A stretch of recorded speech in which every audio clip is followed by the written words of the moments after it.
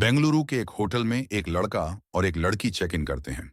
इसके बाद वहीं होटल के कमरे में वो लड़का उसके साथ आई लड़की का कत्ल कर देता है और फिर 2 दिन उसी कमरे में लड़की की लाश के साथ रहता है। जब उस लाश से दुर्गंध आने लगती है तो वो लड़का वहां से भाग निकलता है। अब पुलिस और लोग जानना चाहते हैं कि आखिर वो कातिल लड़का उस कमरे में लाश के साथ 2 दिनों तक क्यों रुका था। नमस्कार दोस्तों, मेरा नाम हसमुद्दीन है और आज का केस इतना भयानक है कि जो भी सुनेगा रूह कांप जाएगी। उससे पहले आपसे गुजारिश है, दोस्तों की वीडियो को लाइक करें और चैनल को सब्सक्राइब जरूर करें। तो चलिए शुरू करते हैं। बेंगलुरु के इंदिरा नगर में मौजूद है 3 star service apartment hotel royal living. इसी होटल के एक कमरे में एक लाश मिली जिसे बाहर निकाला गया। ये लाश असम की रहने वाली 19 साल की एक लड़की माया गोगोई डेका की है। लाश 2 दिन से होटल के कमरे में पड़ी थी, इसलिए लाश खराब होने लगी थी। होटल रॉयल लिविंग के रूम से ही माया की लाश मिली थी। मौका ये वारदात पर तस्वीर में साफ है कि बेड और बेड पर पड़े ब्लैंकेट पर खून के धब्बे हैं। फर्श पर भी खून के निशान नजर आ रहे हैं। बेड पर एक मोबाइल भी पड़ा है। ये मोबाइल माया का ही है। ये मोबाइल 24 नवंबर को स्विच ऑफ हो गया था और इसी से पुलिस ने अंदाजा लगाया है कि माया का कत्ल 24 नवंबर को ही हुआ है और अगले 2 दिनों तक यानी 26 नवंबर तक उसकी लाश वहीं होटल के कमरे में पड़ी रही। कमरे में बेड के करीब फर्श पर नायलॉन की एक रस्सी भी पड़ी है। इस रस्सी का ऑर्डर ऑनलाइन दिया गया था और रस्सी की डिलीवरी इसी होटल में हुई थी। अब आइए चलते हैं इसी रॉयल लिविंग होटल के रिसेप्शन की तरफ। रिसेप्शन पर लगे सीसीटीवी कैमरे की तस्वीर पुलिस को मिली है, जो 23 नवंबर दोपहर 12:31 की है। बाहर से रिसेप्शन पर 2 लोग आते हैं। इनमें एक लड़की है और दूसरा लड़का। लड़के ने सिर पर व्हाइट कैप पहनी हुई है। लड़की के हंसने के अंदाज से साफ है कि दोनों यहां खुशी खुशी और अपनी मर्जी से आए हैं। लड़का अब रिसेप्शन पर डिजिटल पेमेंट करता है, जबकि लड़की सोफे पर बैठ जाती है। कुछ देर बाद दोनों रिसेप्शन से उठकर कमरे की तरफ बढ़ जाते हैं। ये वही लड़की माया गोगोई डेका है। अब सवाल ये है कि डेका की लाश तो कमरे से बरामद हो गई, पर वो लड़का कौन था और कहां गया जिसने डेका के साथ इस होटल में चेक इन किया था। तो आइए अब पूरी कहानी सिलसिलेवार जानते हैं। माया गोगोई डेका 3 साल पहले असम से बेंगलुरु आई थी। वो सोशल मीडिया के लिए वीडियो बनाने के साथ साथ एक एजुकेशन कंसल्टेंसी फर्म में जॉब करती थी। डेका बेंगलुरु में अपनी बहन और एक कजन के साथ किराए के एक अपार्टमेंट में रहती थी। करीब 6 महीने पहले सोशल मीडिया के जरिए ही डेका की मुलाकात केरल के कुन्नूर के रहने वाले 21 साल के आरव हनोए से हुई। दोनों में पहले दोस्ती हुई और फिर प्यार। बिजनेस एडमिनिस्ट्रेशन में ग्रेजुएशन करने के बाद इसी साल आरव कुन्नूर से बेंगलुरु आ गया। आरव ने भी बेंगलुरु की एक कंपनी में स्टूडेंट काउंसलर के तौर पर काम करना शुरू कर दिया। अब डेका और आरव की अक्सर मुलाकात होती थी। 23 नवंबर को आरव और डेका दोपहर को इसी होटल रॉयल लिविंग में पहुंचते हैं। दोनों के पास एक एक बैग था। दोपहर को चेक इन करने के बाद दोनों अपने कमरे में चले जाते हैं। उन्होंने रूम एक दिन के लिए बुक कराया था। अगली सुबह यानी 24 नवंबर को जब रिसेप्शन से रूम में फोन कर पूछा गया कि कितने बजे चेकआउट करेंगे, तब आरव ने कहा कि वो एक दिन और स्टे करेंगे। इसके बाद 25 नवंबर की सुबह रिसेप्शन से फिर से रूम में फोन आया कि वो कितने बजे चेकआउट करेंगे।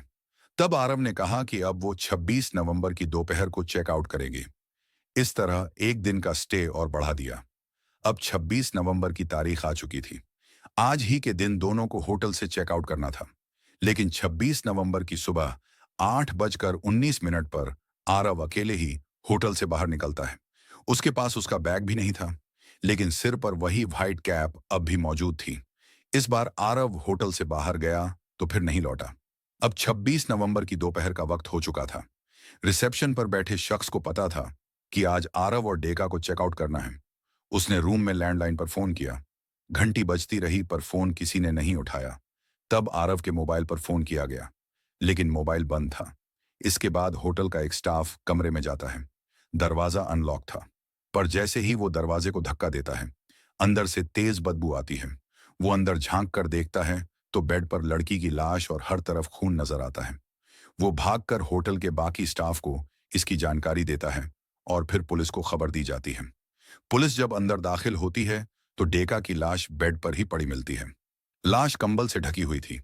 लाश की हालत देखकर ऐसा लग रहा था जैसे डेका की मौत कम से कम 2 दिन पहले हुई थी।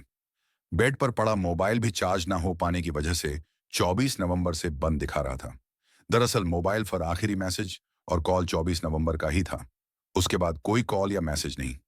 कमरे में नायलॉन की एक रस्सी के साथ एक पैकेट भी मिला।